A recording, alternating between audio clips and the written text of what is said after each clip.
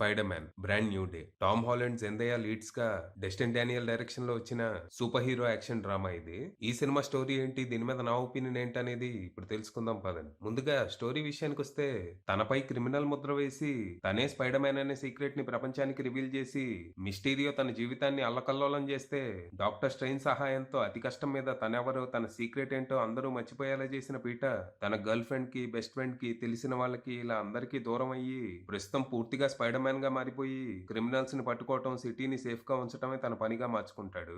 ఈ ప్రాసెస్ లో తను పీటర్ పార్కర్ గా నార్మల్ లైఫ్ బతకడం పూర్తిగా వదిలేస్తాడు. ఇక రీసెంట్ గా ఓ గుర్తు తెలియని వ్యక్తి మైండ్ కంట్రోల్ ద్వారా డ్యామేజ్ కంట్రోల్ ని టార్గెట్ చేసి సిటీలో వరుస అటాక్స్ చేస్తూ బెంబేలెత్తిస్తూ ఉంటారు. ఇదే టైంలో పీటర్ కూడా డిఎన్ఏ మ్యూటేషన్స్ తో సెల్ఫ్ కంట్రోల్ కోల్పోతూ ఉంటాడు. దాంతో అటాకర్ ని పట్టుకోవటం తనకి ఇంకా పెద్ద ఛాలెంజ్ గా మారుతుంది. మరి ఈ పరిస్థితుల్లో మన స్పైడర్ మ్యాన్ ఏం చేశాడు? తన మ్యూటేషన్స్ కి కారణం ఏంటి? దీనివల్ల తను ఫేస్ చేసిన ఛాలెంజెస్ ఏంటి? అసలు ఆ అటాకర్ ఎవరు? డ్యామేజ్ కంట్రోల్ ని ఎందుకు టార్గెట్ చేశారు? తనకేం కావాలి? ఇంతకీ ఎంజే అండ్ నెడ్ ఏమయ్యారు? ఇప్పటికైనా పీటర్ తనెవరో వాళ్ళకి చెప్పాడా? చివరికి తన పర్సనల్ ఛాలెంజెస్ ని ఓవర్కమ్ చేస్తూ స్పైడర్ మ్యాన్ సిటీని ఎలా కాపాడాడనేది మీరు సినిమా చూసి తెలుసుకోవాలి. ఇక ఈ సినిమా బావుంది. నాకైతే నచ్చింది. ఇప్పటివరకు ఎంసీయూలో వచ్చిన స్పైడర్ మ్యాన్ మూవీస్‌కి భిన్నంగా కొంచెం గ్రౌండెడ్‌గా ఉంటది. గ్రౌండెడ్ అంటే సామ్ రైమీ స్పైడర్ మ్యాన్ తరహాలో. నో వే హోమ్‌లా ఇందులో గిమ్మిక్‌లు, ఫ్యాన్ సర్వీస్ మూవ్‌మెంట్స్ పెద్దగా ఉండవు. Peter Parker personal journey, Spider మ్యాన్‌గా తన ఎవల్యూషన్ చుట్టూ ఈ సినిమా తిరుగుతది. ఇప్పటివరకు ఎంసీయూలో స్పైడర్ మ్యాన్ అంటే ఐరన్ మ్యాన్ జూనియర్ అనే ట్యాగ్ ఉండేది. ఈ సినిమాతో దాన్ని పూర్తిగా వదిలించుకుని ఫ్రెండ్లీ నైబర్‌హుడ్ స్పైడర్ మ్యాన్‌ని మన ముందుకు తీసుకొచ్చారు. నో వే హోమ్ ఎక్కడ ఎండ్ అయిందో ఈ సినిమా సరిగ్గా అక్కడి నుంచే మొదలవుతుంది. తను ఎవరో ప్రపంచం మర్చిపోయి అయిన వాళ్ళు దూరం అయ్యాక గత 4 ఏళ్లుగా ఒంటరిగా బతుకుతున్న పీటర్ స్పైడర్ మ్యాన్ గా క్రైమ్ ఫైటింగ్ జీవితంగా మార్చుకుని ఎలాంటి పోరాటాలు చేస్తున్నాడని సినిమాని మొదలు పెడతారు. ఇక్కడ క్లాసిక్ స్పైడర్ మ్యాన్ విలన్స్ తో వచ్చే మాంటాజ్ ఎపిసోడ్ బాగా ఎంటర్టైన్ చేస్తది. అలాగే స్పైడర్ మ్యాన్ గా తన్ని ప్రజలు ఆదరిస్తున్నా పీటర్ గా తన్ని ప్రేమించే వాళ్ళు లేక ఎలా స్ట్రగుల్ అవుతున్నాడు అనేది చూపిస్తూ ఎమోషనల్ చేస్తారు. ఇక తన డిఎన్ఏ మ్యూటేట్ అవ్వటం, విలన్ ఎంట్రీ ఇవ్వటంతో కథలో వేగం మొదలవుతుంది. తన మ్యూటేషన్ ని కంట్రోల్ చేయడానికి తను చేసే ప్రయత్నాలు, మైండ్ కంట్రోల్ తో ఎవరు ఎందుకు విధ్వంసాలు సృష్టిస్తున్నారో కనిపెట్టడానికి చేసే ప్రయత్నాలతో సినిమా పరుగులు పెడుతుంది. విలన్ గురించి ఏమీ రివీల్ చేయను గానీ ఫెంటాస్టిక్ పర్ఫార్మెన్స్ అని మాత్రం చెప్పగలను. తన బ్యాక్ స్టోరీ కొంచెం జెనరిక్ గానే ఉంటది. బట్ తన ఎమోషన్ కి మనం కనెక్ట్ అవుతాం. స్టార్టింగ్ లో తన్ని బాగా హేట్ చేస్తాం, కానీ ఎండ్ వచ్చేసరికి తనకి రూట్ చేయడం స్టార్ట్ చేస్తాం. సినిమాలో ఒక్క డల్ మూమెంట్ కూడా ఉండదు. అయితే అదిరిపోయే యాక్షన్ ఎపిసోడ్ లేదా మంచి ఎమోషనల్ మూమెంట్స్ తో అలా సాగిపోతుంది.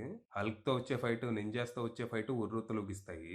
అలాగే పీటర్‌కి, ఎంజేకి మధ్య వచ్చే సీన్స్ ఎమోషనల్ గా ఉండటంతో పాటు ఎక్సైటింగ్ గా అనిపిస్తాయి. తను మనోడిని గుర్తుపడతదా? లేక మనోడు తనెవరో చెప్పేస్తాడా? లేకపోతే ఇంకేమన్నా జరిగిద్దా అని చాలా ఆత్రంగా ఎదురు చూసా. అలాగే నెట్ తో వచ్చే సీన్స్ కూడా ఆకట్టుకుంటాయి. ఇక క్లైమాక్స్ అదిరిపోయింది. చాలా థ్రిల్లింగ్ గా, ఎమోషనల్లీ ఎంగేజింగ్ గా ఉంటది. సాటిస్ఫైయింగ్ ఎండింగే అయినా ఇంకా సేపు ఉంటే బాగుండనిపించింది. ఇక లాస్ట్ లో ఎండ్ క్రెడిట్ సీన్ ఒకటి ఉంది. చిన్నదే, మిస్ అయినా పెద్ద పోయేదేం లేదు. ఇక పెర్ఫార్మన్స్‌ల విషయానికొస్తే టామ్ హాలండ్ టెర్రిఫిక్ అనిపిచ్చాడు. ఆ క్యారెక్టర్‌కి అవసరమైన మెచ్యూరిటీని, వల్నరబిలిటీని చాలా ఈజీ‌తో పుల్ ఆఫ్ చేస్తూ ఆ పాత్రలో ఒదిగిపోయాడు. ఈ సినిమాతో తను నా ఫేవరెట్ స్పైడర్ మ్యాన్‌గా మారిపోయాడు. ఇక ఫ్రాంక్ క్యాసిల్ ఏకే పనిషర్‌గా జాన్ బర్న్‌తాల్ యాజ్ యూజువల్‌గా అదరగొట్టేశాడు. ఏదో ఉన్నాడంటే ఉన్నాడన్నట్టు కాకుండా కథలో కీలకంగానే ఉంచారు. తనకి, పీటర్‌కి మధ్య నడిచే బ్యాంటర్స్ బాగా ఎంటర్‌టైన్ చేశాయి. ఇక ఎంజేగా జెండయా మెప్పించింది. యాజ్ యూజువల్‌గా తనకి, టామ్‌కి మధ్య మంచి కెమిస్ట్రీయే కుదిరింది. ఇద్దరికీ పెళ్లయిపోయినా ఇంకా స్పార్క్ పోలేదు. ఇక బ్యానా ఏకే హల్క్ గా మార్క్ రఫెలో మెప్పించగా ఫ్లారెన్స్ పి జేకబ్ ఆకట్టుకున్నారు. ఇక విలన్ క్యారెక్టర్ లో actor perfect casting and excellent performance అని చెప్పాలి. కాకపోతే ఇది మైనర్ స్పాయిలరే. తన క్యారెక్టర్ కి, వాండా క్యారెక్టర్ కి కొన్ని సిమిలారిటీస్ ఉన్నాయి. భవిష్యత్తులో ఈ సిమిలారిటీస్ ఎంతవరకు వెళ్తాయో చూడాలి. ఇక టెక్నికల్ గా సినిమా చాలా బాగుంది. ప్రొడక్షన్ వాల్యూస్ టాప్ నాచ్ ఉండగా సినిమాటోగ్రఫీ చాలా కలర్ఫుల్ గా, వైబ్రెంట్ గా ఉండింది. ఇక మ్యూజిక్, ఎడిటింగ్ లాంటివి పర్ఫెక్ట్ అనిపించగా విఎఫ్ఎక్స్ అండ్ సీజీఐ ఎక్సలెంట్ ఉన్నాయి. ఇక యాక్షన్ ఎపిసోడ్స్ ని టెరిఫిక్ గా డిజైన్ చేసుకున్నారు. హల్క్ తో వచ్చే ఫైట్, క్లైమాక్స్ ఫైట్ అదిరిపోయాయి.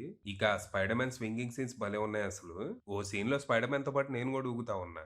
ఇక డైరెక్టర్ డెస్టిన్ డానియల్ విషయానికొస్తే ఆయన పనితనం చాలా బాగుంది. ఇప్పటివరకు ఎంసీయూలో వచ్చిన స్పైడర్ మ్యాన్ మూవీస్ అన్నిటిని జాన్ వాట్స్ డైరెక్ట్ చేయగా ఈసారి ఆ బాధ్యతలు డెస్టిన్ కి దక్కాయి. దానికి ఆయన పూర్తిగా న్యాయం చేస్తూ ఎంసీయూలో బెస్ట్ స్పైడర్ మ్యాన్ మూవీని అందించారు.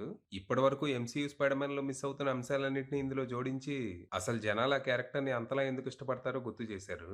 తను సూపర్ హీరోనే అయినా తను ఫేస్ చేసే ప్రాబ్లమ్స్, ఇష్యూస్ మనం రిలేట్ అయ్యేలా ఉంటాయి.